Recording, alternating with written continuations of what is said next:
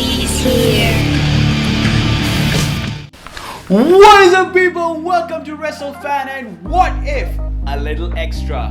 Why a little extra? Because now you will not only just listen. What is up, people? Welcome to Wrestlefanent. But also get the host, the founder of Wrestlefanent, Nikunj Walia, presenting not one but two what if scenarios. So before we begin the video, I would just like everybody who's watching this to please subscribe to the channel Wrestlefanent and hit that bell icon to never miss an update, because we produce some of the most unique wrestling content on YouTube. And also make sure to follow us on Instagram. You can see the icon popping here. Follow us and we do some amazing things over there other than great content. So the first scenario that we have for you today is, what if The Undertaker and AJ Styles had a traditional wrestling match instead of the Boneyard match?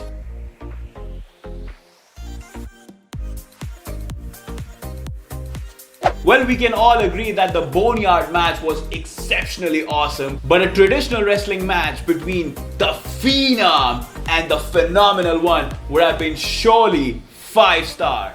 As we saw in the Boneyard match, AJ Styles had the OC group, Luke Gallows and Carl Anderson, in his corner to take on the Dead Man. Maybe in a traditional wrestling match, the Phenom could have backup of his own. The backup could have been in form of his brother, the Big Red Machine Kane. Or even a better scenario could have seen the return of The Undertaker's wife, Michelle McCool. I mean, let's face it, AJ Styles did take a few shots at Michelle McCool. Hey Michelle, I hope you're watching at home, middle. Anything and everything she wants, she gets. And the on-screen chemistry between the Phenom and the Flawless One would have been really exceptional to see, as we have not seen it before. We also saw The Undertaker in a whole new gimmick that was made up of Mark Calloway, the Dead Man persona, and some shades of the American Badass. So imagine in an arena full of wrestling fans, The Undertaker might have just roared into the motorcycle into the arena in complete American Badass style. I mean, that gimmick was one awesome gimmick we saw from 2000 to 2003. We didn't see it for a long time, but that gimmick for The Undertaker's final match in front of millions of fans, it would have been surely awesome. Just imagine The Undertaker riding for his final match on a motorcycle, maybe with his wife Michelle McCool sitting back. It would have been surely awesome to see. From a wrestling standpoint, this match would have been surely great to watch inside a squared circle. The Undertaker himself stated in his documentary The Last Ride that he had been training really hard to prepare for his match against the phenomenal AJ Styles.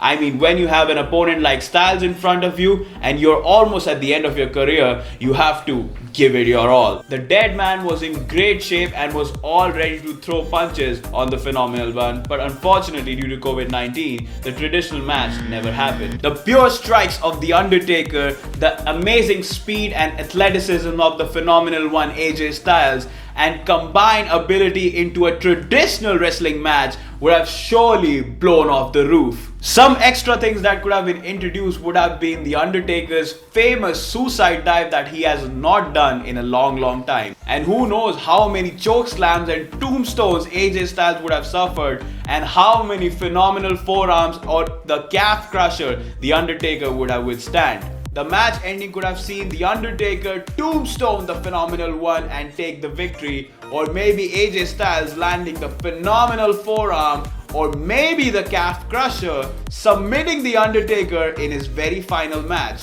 Something no superstar has been able to do ever in the WWE, except CM Punk. Well, that was a controversy. And since it was The Undertaker's final farewell, everything that happened at this year's Survivor Series could have easily happened at WrestleMania 36, where all the legends and friends of The Undertaker would have come out and given him a grand farewell, acknowledging 30 years of destruction laid by the Dead Man. And finally, WrestleMania could have ended on a high note, with Undertaker and AJ Styles maybe shaking hands in respect, and Vince McMahon finally coming out to embrace the Dead Man for all his contributions towards the WWE. Moving on to the next scenario we have for you today is, what if the World Heavyweight Championship didn't retire at SummerSlam 2014?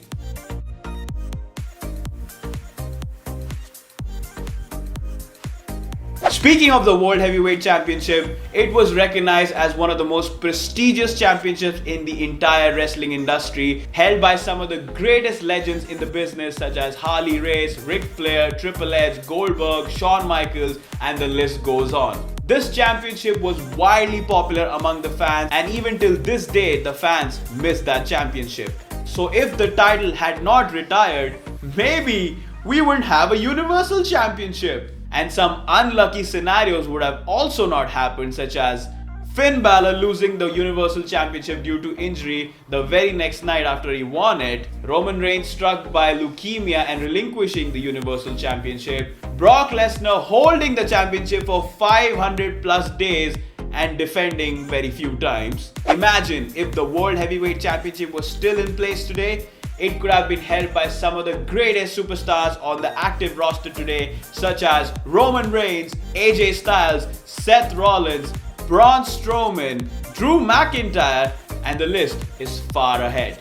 Maybe some of these superstars could have also broken records of the World Heavyweight Championship, such as Edge's impressive 11 world title reigns and Batista's single longest reign of 282 days. Well, we can all forget about those scenarios for now, since the Universal Championship has become a mainstay on Friday Night SmackDown, held by the tribal chief as of this video, Roman Reigns. The World Heavyweight Championship was last seen at SummerSlam 2014 when Brock Lesnar defeated John Cena to become the new champion, and both the WWE and the world title were combined into one championship and retired in favor of a new title belt the very next night.